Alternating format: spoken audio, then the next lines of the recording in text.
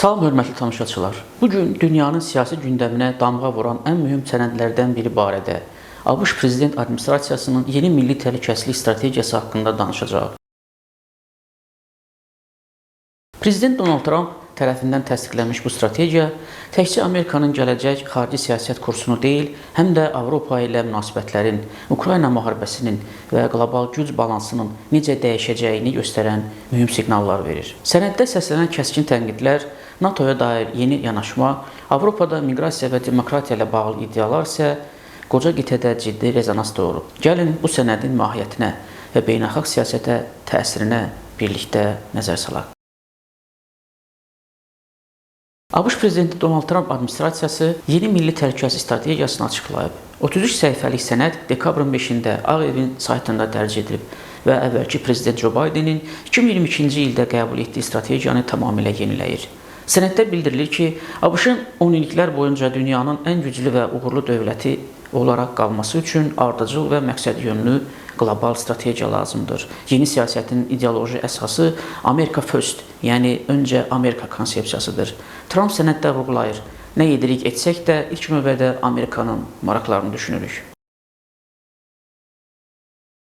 Avropa ilə bağlı bölmədə ABŞ-ın birinci məqsədi kimi Ukraynada müharibənin dayandırılması qeyd olunur. Strategiyada deyilir ki, Rusiya-Ukrayna müharibəsi Avropanın Rusiya ilə münasibətlərini ciddi şəkildə zəiflədib və bir çox Avropa ölkələri Rusiyanı ekzistensial təhlükə kimi görür. Sənədə görə ABŞ-ın başlıca maraqlarından biri müharibənin mümkün qədər tez dayandırılması, Avropa iqtisadiyyatının sabitləşdirilməsi, eskalasiyanın qarşısının alınması və Ukraynanın müharibədən sonrakı bərpasıdır.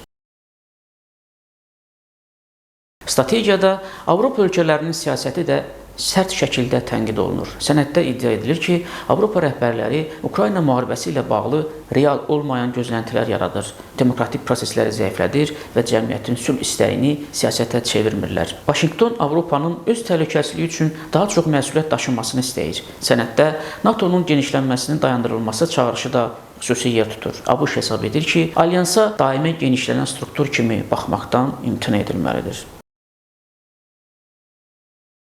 Strategiyanın Avropaya həsr olunan hissəsi qitədə ziddiyyətli reaksiyalar doğurub. Sənəddə bir neçə ölkənin miqrasiya səbəbi ilə yaxın 10 illiklərdə qeyri-Avropalı əksəriyyətə çevrilə biləcəyi iddia edilir. Sağ partiyalara qarşı senzura və söz azadlığının məhdudlaşdırılması tənqid olunur. ABŞ həmçinin Avropadakı siyasi kursu dəyişdirmək üçün diplomatik və siyasi səylərini artıracağını bəyan edir. Bəs Avropa liderləri yeni sənədə necə reaksiya göstərdilər? Avropa İttifaqının xarici siyasət rəhbəri Kaja Kallas bəzi tənqidlərin həqiqətən də doğru olduğunu bildirib və Avropanın öz gücünü, xüsusilə Rusiyaya qarşı yetərincə qiymətləndirmədiyini etiraf edib.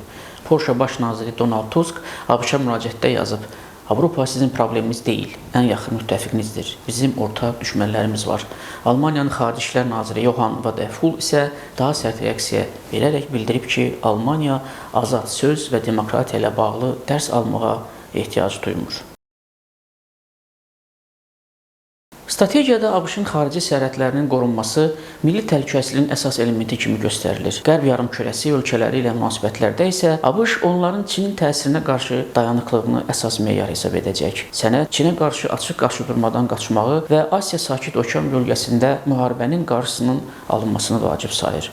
Tayvan məsələsində status quo-nun dəyişməsinə, yəni Çinin adanı güc yolu ilə ələ keçirilməsinə ABŞ-ın qəti şəkildə qarşı olduğu qeyd olunur. ABŞ sənəddə qərb dəyərlərinin qorunmasını vacib sayır və Avropada miqrasiyanın identiklik üçün təhlükə yarada biləcəyini iddia edir.